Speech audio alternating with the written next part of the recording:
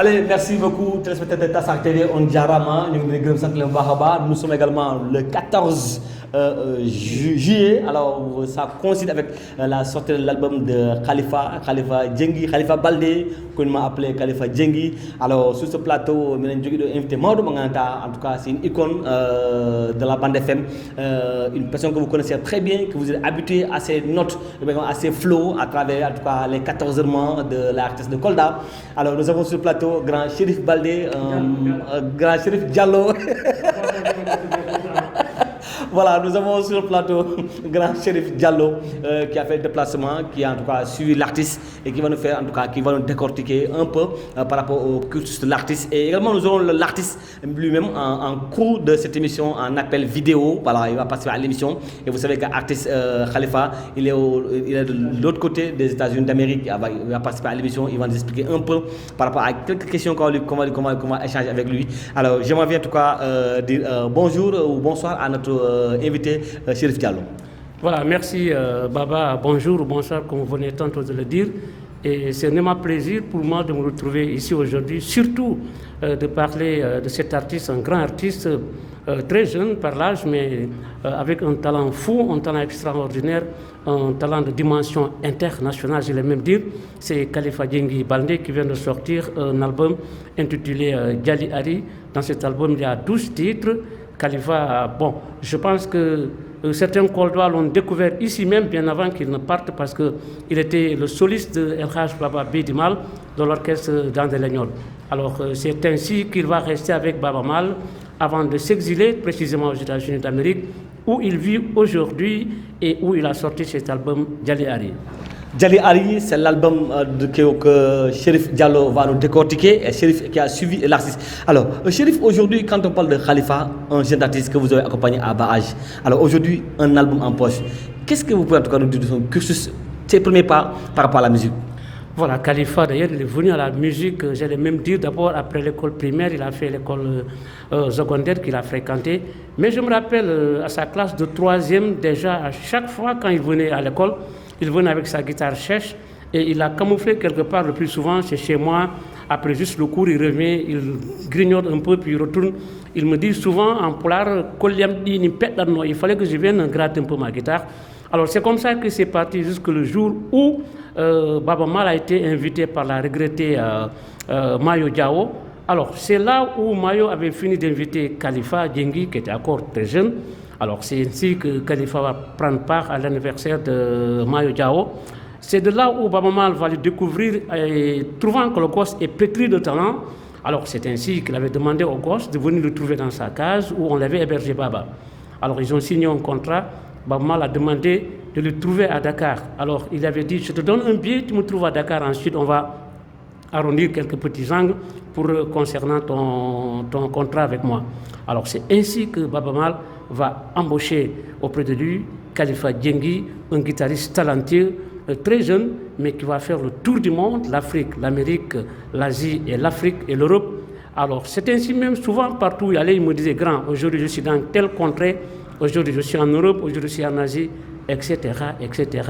Ce qui est devenu ce grand artiste que tout le monde doit découvrir, Khalifa Djengi. Alors, nous avons une émission spéciale sortie album Khalifa Baldé pour de Khalifa Djengi. Alors, on dit invité à nous Chérif Diallo, nous avons artiste Kolda, nous avons accompagné artiste Kewbi et Bangal Kusmeo.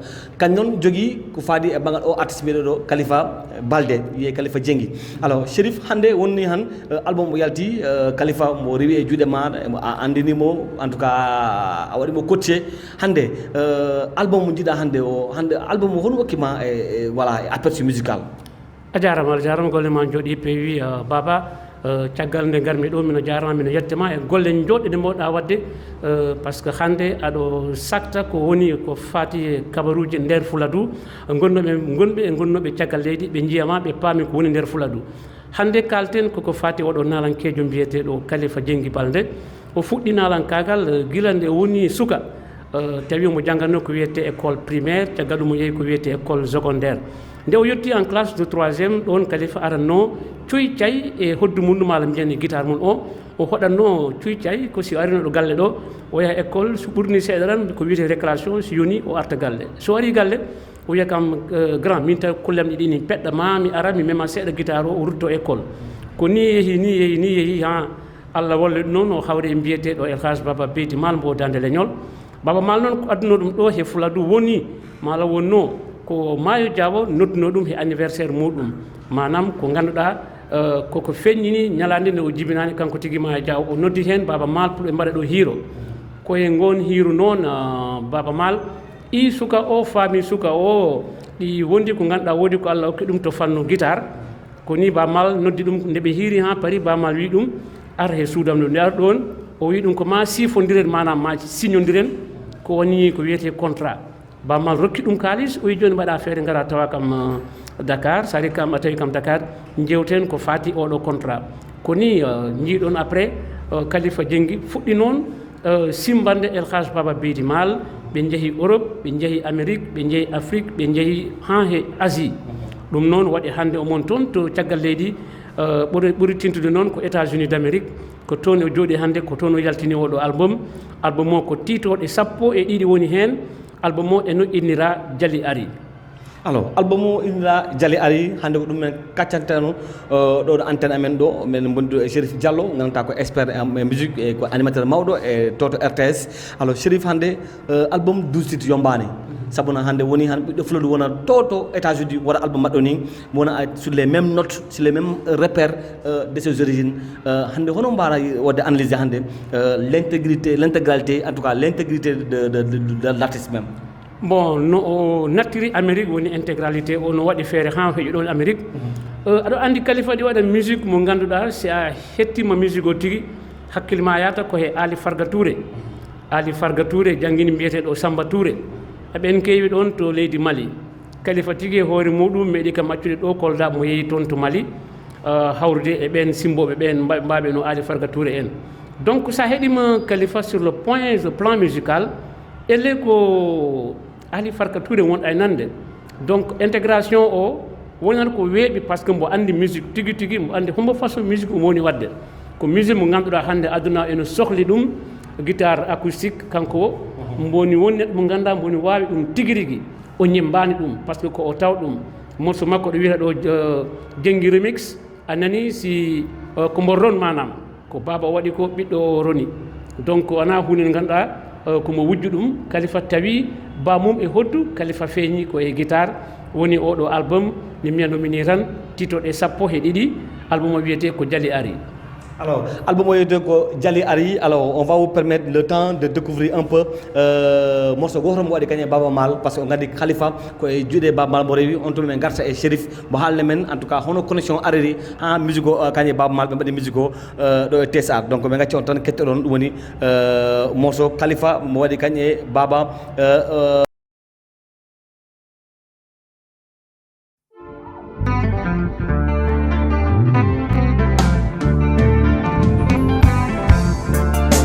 Ayara faro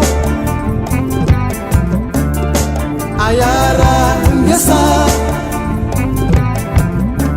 an hokko pijida hokko wonto bernema sehelaɓe jahino ba hedino yeso ye an halala an hokko pijida hokko wonto bernema sehelaɓe jahino ba hedino yeso ye an halala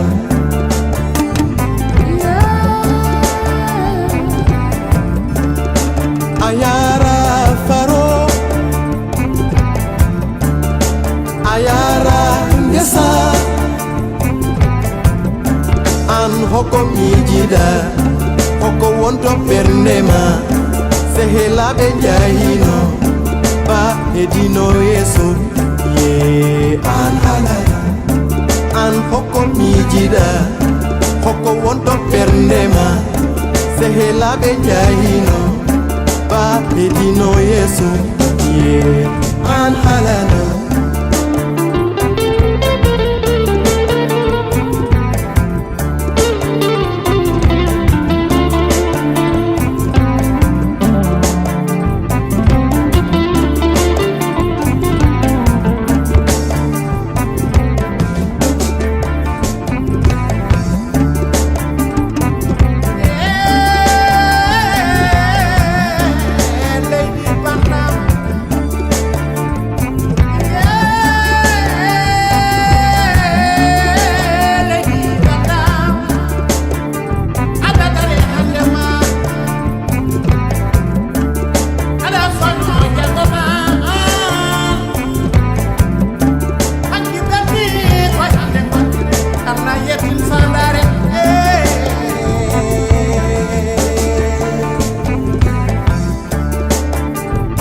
Eyi, eyo, yayo, eyo, sukaɓe Fuladu jen he golle balen jinnaɓe me to paraji to kesele to wuro golle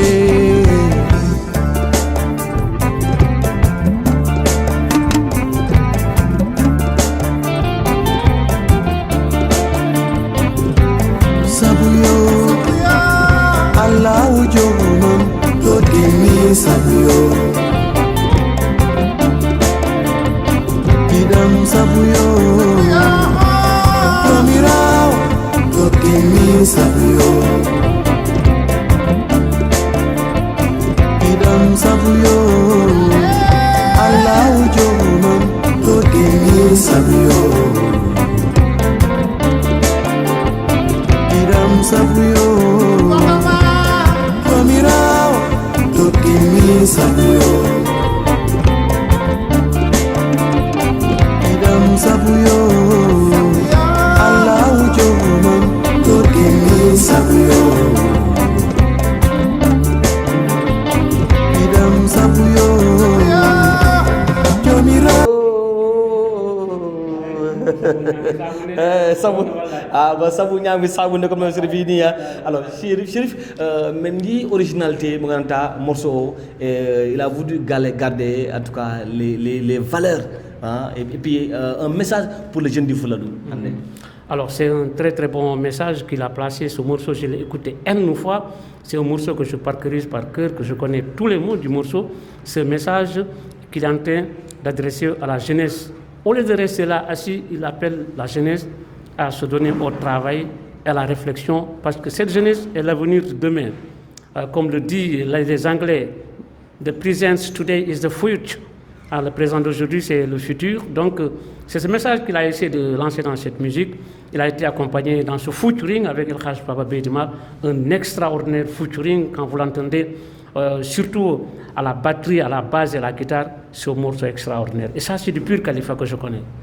Pur Khalifa, alors l'émission spéciale de la sortie de l'album de Khalifa Baldé, Khalifa Djengi, communément appelé. Alors l'album s'appelle Djali Ari, album royalty déjà, et c'est toutes les plateformes digitales. Allez vous procurer l'album, écoutez, c'est notre, en tout cas, c'est du tout, parce que vous y retrouvez votre goût, parce que c'est de la meilleure manière de kiffer la musique du Fouladou avec un artiste qui réside aux États-Unis d'Amérique. Alors, Chérif, musique Khalifa a changé, mais on a senti également il s'est beaucoup ancré sur les notes musicales de Fouladou, mais aussi avec une ouverture, parce que pour également pouvoir se produire dans des grandes scènes. En tant qu'un mélomane, en tant qu'un connaisseur de la musique, alors comment tu as senti l'approche de Khalifa par rapport à cet album? Khalifa Yadjini, Khalifa Maunini, Khalifa Ferima, Khalifa Werli, musique nous on dans ce contexte. Et bien comme que le showbiz international, parce que dans les États-Unis d'Amérique, mais la musique si tout va comme et que les Black Africans, les femmes de l'Umdoni, qu'on a dit ko ɗum de yetti Amérique évidemment o joɗɗon ko ɓooyi noon waɗɗon duuɓi kewɗi nden o faami ndeke il faut que musique makko o wa'ani y a un melting pot ɗi woodi mo ngannduɗa c'est un genre de reggae R&B ɗum ɗo ɗum ne ko ni wayi c'est une musique purement traditionnelle africaine et surtout du Fouladou. Si on keɗima kolli ɗi on paamat ɗiɗo ɗi kolli sa ari ɗo he Fouladou mbeli tawano ɗini kolli ɗo haysi wona to hodduto mais to guitare to a tawan ɗini kolli ɗo he Fouladou. Alors on a un album qui a un plan de promotion parce que quand on a Afrique do kan joni do Kongal Khalifa alors et bangal plan de communication hande hudum mbada prévoir par rapport parce que album ko hande yalti do non il faut que be kebakalan aperture album dans d'autres canaux de diffusion. Oui do wondo mbeli mi taro radio ji di fof mi fuddima radio ji kewdi hande mi yotti do mi waɗino RTS mi waɗi Jenku mbiɗa mi heeɗiɗaɗi radio ji ɗi ngannduɗa koye nder Koldaɗi woni ɗo jaami kala hay ɗo mami addanma no wiyete seede makko o pour ha joni tan ɓe paama hol on woni Khalifa donc komi continue ni mami jokkodira ni par ce que Khalifa so ɓurino ɗo koye balɗe mala he lebbi ma kanko tigi hoore mum ara ɗo Kolda no gasa ko ndungu ngu tan jaggi ɗum kono si ndungu ɓenni tan ma ar Kolda ɗo mbaɗen ko wiyete promotion album yimɓe ɓe ñiya hol on woni Khalifa ɓe paama hoɗum woni oɗo musique Khalifa. Alors, on dit, vous avez en tout cas entendu le message de Chérif. Alors, Chérif, je pense que Mbawatam de Khalifa, mon depuis les États-Unis d'Amérique. Alors, mais Chalbinama Khalifa. Alors, voilà donc. Yeah, voilà. Donc, big up to your soul, Voilà, Khalifa, donc je pense que un peu d'attente, on est question dit parce que on a beaucoup de questions à te poser parce que les gens se disent que voilà, voilà. Alors, on va essayer de prendre quelques questions, voilà, donc voilà, on va essayer de lui poser quelques questions. Je pense que voilà, donc on a les questions. Alors, Khalifa, voilà, maintenant. fulaɗunaɓe ko min Khalifa Balde ɓinguel moɗon miñiraguel moɗon woni ko haaldara e moɗon hande oɗo émission. Alors hoto ar keɓɗa approche yiɗandema musique ta wona e nder famille ma o hono musique arire e maɗa? Yidde kam Jaliya mi yiiɗi Jaliya mbawmi wiide ɗum immori koto jinnaɓe ɗo mi tawi Jaliya Allah kala he dow bawɗe muɗum e ballal muɗum ɓangi Jaliya nanni ɗum e ɓernde am jiɗmi Jaliya kono miɗa wawi wiide kola Allah sababu mawɗo iwri koto jinnaɓe ɗo. Alors étape production ma o première étape production ma o hono yaari donc album he parce que min ji album déjà c'est bien maquillé c'est bien fait alors c'est original première étape de production hono mbaɗɗa e producteur ji maɗi? Première étape o mbawmi wiide ko mi yaltinino single ji bien avant oɗo album Jali ari. Premier single o wonno ko Sehel abbi hen ko jengi o on tuma Fuladu donc ɗum ɗon ɗin ɗon gonno première ji enregistrement ji ɗi mbannomi bien avant album Jali ari o. Alors Menji en tout cas mon instrumentaliste des années et des années, finalement tu es devenu un lead vocal. Alors comment est venu en tout cas un changement, voilà, c'est une ouverture par rapport à... D'un instrument à un leader, mbawmi wiide tan ko min gila mi fuɗɗanira wadde accompagner des artistes min on mi windanno chanson ji am gila he texte ji ha he composition ji mi waɗananno ɗum hoore am. Donc si mi waɗi accompagner ɓeyɗa firtani j'ai pas ma carrière, j'ai pas mes projets. Donc c'est juste que musique, il faut partager, il faut faire des échanges avec les autres artistes, faire des collaborations. Donc on est sababu ko waɗi waddem accompagner les autres. Alors Hande, un album en poche en tant qu'un fils du Fuladu, alors l'un du Fuladu mais qui représente le Fuladu au niveau des États-Unis, alors quel est le sentiment que tu as en tant que fils du Fuladu? Bon, aujourd'hui album o hande album o en poche, album o ari, donc défi o wana hay hunde si wana suite o woni suite o non ko la promotion de l'album inchallah meɗen pelliri arde Fuladu men kawra e population Fuladu o neɗɗo hawra e dendagal pullo ko won e Fuladu ha e Casamance ko ha Dakar, donc neɗɗo ɗi ara wadde des programmes de concert pour la promotion de l'album. Alors, je vais laisser à Chérif, parce que la question de Chérif, voilà, de Konaré, voilà, Chérif. Oui, c'était tout simplement qu'il nous explique c'est qui Konaré Sabali.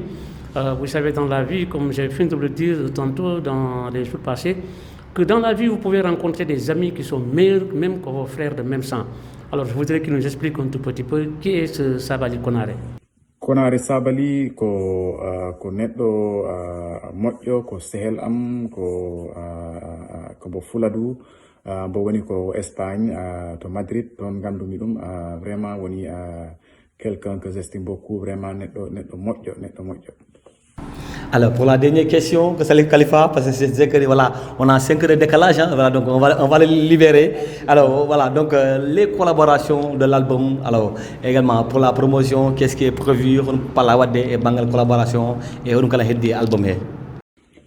collaborateur ɗi mbawmi wiide ko kala mo ganduɗa ɓe tawrora he album he gila he musicien ji juuɗi e album he ha he Elage Baba Mal que je salue de passage kaen fof vraiment mi weltima e participation mumen he nder album he donc participation mabɓe o waɗi fayda no feewi pour la réussite de cet album. Bon, no baynoranmi e émission ɗo meɗe toro Fuladu naaɓe meɗe wiya ɗumen wonde album o yalti no ɓe keɗo album o ɗum noon teddungal mumen kala miɗe ara pour wadde hiroji ɗo au niveau du Fuladu pour hawrude e population Fuladu o hawrude e jaliɓe Fuladu ɗum noon teddungal mumen meɗen gara. Wassalam, on jarama. Merci Khalifa, merci de nous avoir en tout cas, voilà, on va le laisser parce qu'il fait en tout cas 5 heures de décalage entre le Sénégal et les États-Unis. Alors voilà, donc il vient de répondre à nos questions. Alors Handé, l'artiste ne s'est pas déraciné, on sent que c'est le même Khalifa qu'on a retrouvé. D'habitude, si on a des artistes qui ont quitté le Sénégal, ils sont dans autre chose, mais lui il est resté à une posture. D'abord je vais signaler qu'ici à Kolda, que c'est moi son manager. Comme on le dit, je suis son manager et que moi, mes coordonnées, ce sont les 78 287 96 64 76 853 72 09. Alors, tout type qui voudrait avoir des contacts ou bien se renseigner davantage sur l'artiste, vous pouvez me joindre à ces contacts. Nous allons largement discuter et parler amplement également de cet artiste coldois d'une renommée internationale aujourd'hui basée aux États-Unis, vu le travail colossal qu'il a effectué et pour sortir cet album là-bas aux États-Unis. Nous non mi do ñaagira mi yamon ko min woni do ménageur makko o si en jiid mbiyen manager ko noddirgal am ngel ko 78 287 86 64 oɗa ko 76 853 72 09 Khalifa ko ni tan wara wonde baba parce que no mbiɗa ni ene woodi yimɓe ɓe ganduɗa so ɓe goni ɗo so ɓe jeeyi ɓe mbaylo seeɗa ha ɓe ronka famde mum ko hombo façon neɗɗo woni kono noon kanko woodi ko tawno ɗo ko ɗum o naɓi to ko ɗum o mawnini ko ɗum o yaajini ko ɗum o feri ko ɗum o werli ko ɗum woni hande ko nanɗen e ko jiiɗen oɗo album woni Jali Ari o. Jali Ari, c'est l'album en tout cas qui est sur toutes les plateformes digitales. Mais quand on Chérif Haleni, quand on parle d'album, ça nous dit Chérif Diallo dans l'album parce que l'album est disponible déjà sur toutes les plateformes digitales, mais également voilà tous ceux qui ont en tout cas envie de voir et d'écouter de façon physique. Voilà, vous appelez Chérif Diallo, vous aurez l'album en physique. Maintenant, c'est ce qui sont sur la toile, vous aurez également le temps d'aller sur les plateformes et télécharger l'album. Voilà, puis de Fuladu et l'album. Alors, je pense que nous sommes là au terme de l'émission. Voilà, donc grand Monsieur Kuran, Johnny Non, en tant que manager de Khalifa, qu'est-ce qu'on attend après la venue de Khalifa? John Mim, comme min, qu'on dit, nous avons eu pam.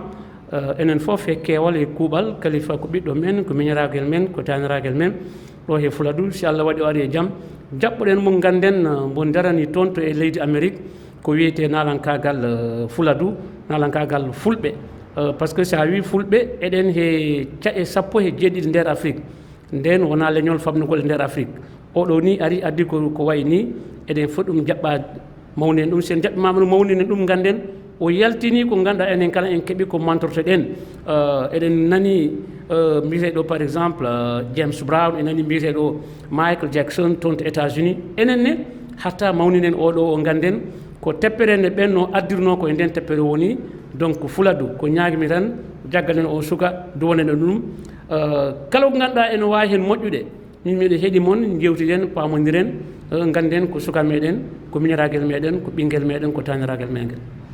Merci, téléspectateurs Tassa TV. On a grand Chérif Diallo Mokhaligo parce que c'est un fin connaisseur de la musique, mais également c'est un fin connaisseur de la psychique, de la psychologie des artistes parce qu'il fréquente des artistes. On dit carrément on a artiste honnête et on a artiste honnête.